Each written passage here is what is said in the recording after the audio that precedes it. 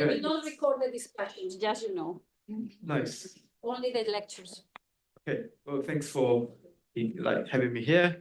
My name is Cole. I am currently PhD student in Cambridge, and today I'll be talking to you about my experience of giving bioimage analysis workshops in Taiwan and Japan, and hope to give you some insights about how bioimage analysis ecosystem is like in Asia, like Taiwan and Japan as example, but really looking from the side because I'm not really in a core facility, but I'm just giving workshops. And you can sort of use it as a case study. And by the end of this talk, I will raise and point out a few issues that bioimage analysis community would have in Taiwan and Japan that I observed through my workshop, which I think globalized as a community, we would be able to address them. So because all the bioimage analysts are quite different, so I think it's fair for me to give more introduction about myself. So I was born in Japan, raised in Taiwan, studied physics in the UK, so that's why I have Japanese, Mandarin, and English all around.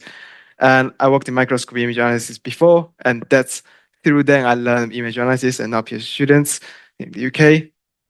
And of course, I think as of most of the image analysts here, they are mostly self-taught.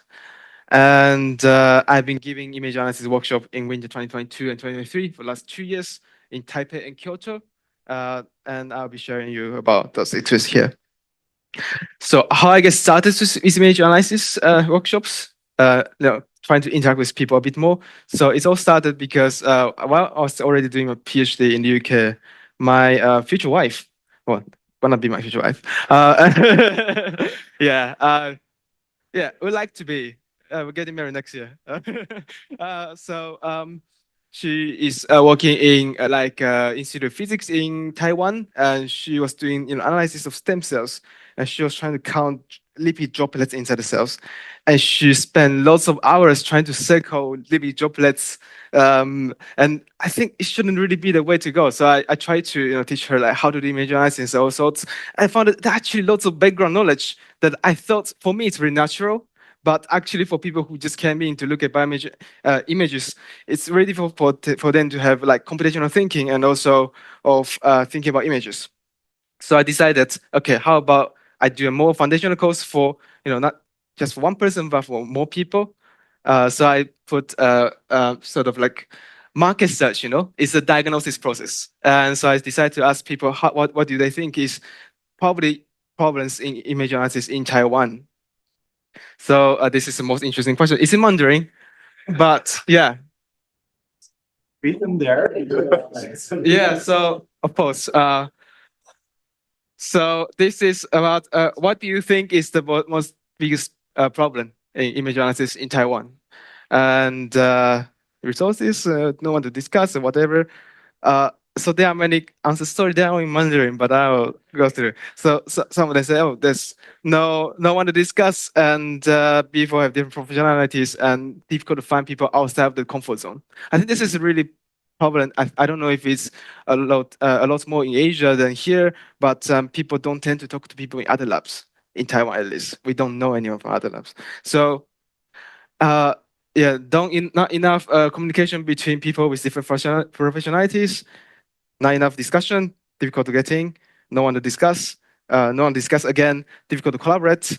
And also another thing, if there's any specific analysis, they tend to go to the specialists in the companies, those people who sell Amira software and whatever, but they don't, well, I don't know if they actually know things. And then there are lots of different softwares and they all have their own way to do things. That means what you learn from one is not transferable to another one. That's not a problem.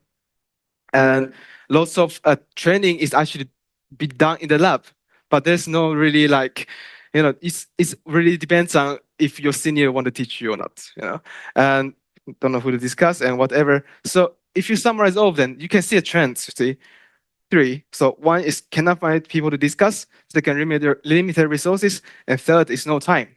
So if you dissect them a bit more, it will be like, okay, not knowing who to discuss with, not knowing how to discuss, not knowing where to find resources.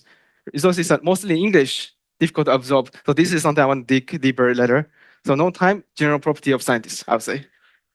So around that time, it's 2022. So I went to attend the Crick BioImage Analysis Symposium. That changed my life. So I went into that and talked to quite a few people about like these problems that I sort of had, and I think about how to address them. So I talked to Xian. I think she will come to. Yes, she's here. Yes, we used to be in the same lab. But I talked to her about this, and she told me that I have to make sure people know the terminologies, because for me it's very natural, but for people who are new, they don't know. So I tried to go to the Big Bang. So she recommended me Big Bang's bioimage book, which has been very helpful in my teaching. And also, someone I met online is called Michael, who is a bioimage journalist in Novartis. She told me that as a foreigners, like to English stuff, when we learn new concept, people usually have to do this mapping of knowledge from one to another language, and that takes a lot of time. So that means that if I want to teach in Taiwan, I should teach in Mandarin. If I teach in Japan, I should teach in Japanese. Oh, that's then what I did. And third, which I think is very brilliant, I talked to Robert Haas. I met you in the conference, and I think that was brilliant. We talk about beer and talking about, okay, it's best to ask everyone to present the slides of their picture, their science, and their hobbies. So try to link people in that way. And that's been very helpful. I try to put in our slides consecutively, okay, brain cities, volume analyst, and maybe cry ET people, and maybe anime lover and cosplayer they put together. So that's the whole thing. So design of the course, I try to integrate as much as hands-on and theory components, and Jonas Hartmann's image analysis course at EVMBL has become very inspirational. And also I added a section on how to think about image analysis, because I think, after you learn all these terminologies, it's all about, okay, how are you going to use this knowledge to solve your problems? So in the last section of my course, I will be presenting the image and say, okay, I want to analyze this. And then people will be sitting together like this. So this is like a typical workshop setup that I want it to be more like hackathon style. People they're into groups, they do the coding together, and then also they think about the image problems together. So then, for example, going through the image analysis problem thing, and one of them will go to the whiteboard and present, okay, this is how we think about how we will solve this problem. I think that was very useful. And for feedback, well, needless to say, it's very good. So 4.5, 8.5, and I was also being invited to some labs to talk about their images, a lot of brilliant images, and people struggled with coding, and I think that is quite general as well. And someone say, not long after Hello World, we go into outer space. So I think about that problem. I also designed a Google form to ask people to answer these sort of questions and say, okay, so then I add one more day on top of the course to teach people the basic Jupyter, Python, Markdown syntax, etc. So, okay. So my observation of bioimage analysis issues in Asia, and now I'm talking about more like educational point of view as global, as I think that's a very big part of it. So language issues speak, and about how to translate and how much to translate, because okay, so maybe you can, of course, you can describe things in the way you want to do in, for example, for me, Mandarin, for example. If you search for these words in Wikipedia in Mandarin, you will see this is called 图像切分割. And of course, you can teach. It really depends on, okay, are you going to say these words and bracket in English and then you mention Mandarin words later on? Or you want to do English words and bracket the Chinese words and then you go on with the English? Because using Mandarin is good. It's easier to internalize the idea, but with English, it's what they see on papers. So this is one thing that I think it would be nice to discuss about when we think about like how to design courses. And in Japanese, it's a little bit more complicated because in Japanese, we have katakana and hiragana and kanji. And actually, segmentation, what's on the top is called segmentation. So we can put that, in the text and then talk about it. But also, there's the same kanji thing, it's called bunketsuka, I think. That also means segmentation.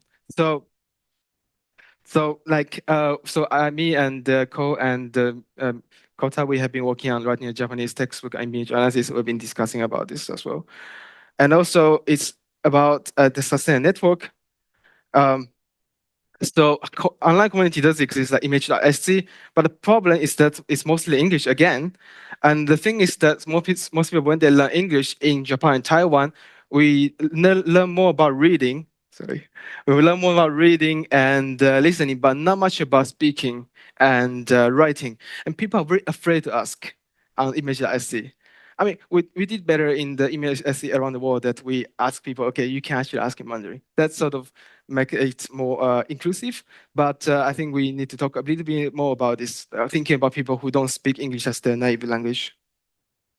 And multi-regional network that's been discussed in the last talk as well is sort of difficult to maintain, I think. It's a little bit difficult than new bias, I think, if in East Asian context, because BI communities, first, they are generally small in Asia, and you can combine them, of course, but I think there's a lot more cultural heterogeneity in Asia compared to Europe. It's my opinion, so someone can correct me wrong. So, for example, like we have to, the lands are not connected. They're all islands. And also, then you need the flight and visa problem. And also, there's some countries don't recognize your country and whatever. So I think this is something we can discuss about. So last slide, sorry. So globals, I think, so last slide, I want to summarize what I talked about in the last three slides about these problems and also proposed solutions. So establishing multi-regional networks, maybe we need some modified version of new bias, I think, but it's still valuable to have one, because then we would be able to connect network that share similar bioimage analysis problems. And second is to host more events locally to strengthen the connections. Like if I do workshop once a year, it's not really enough. We need to have more like maybe a hackathon style thing, for example, that people bring in bioimage analysis problems and then people solve together in a day or something. Then not only the people who propose the problem learn a lot about how to process their data, but also people who participated also learn new skills in image analysis. That's the second thing. And third thing about consolidation of translated terminologies. So it will be very useful if globalize as a whole can think about creating this English to other language lookup tables. And one more thing, I think, the last thing I want to mention. So segmentation, you see Mandarin and Japanese, they look very different, but actually as Taiwanese, we, as a Mandarin, people who speak Mandarin, we know the Japanese words, and Japanese, they know the Mandarin words as well.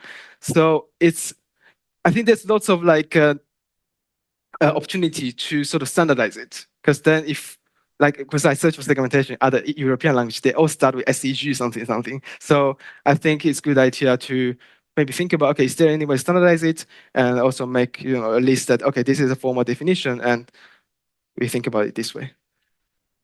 Yes, so this is my funders, and thank you very much.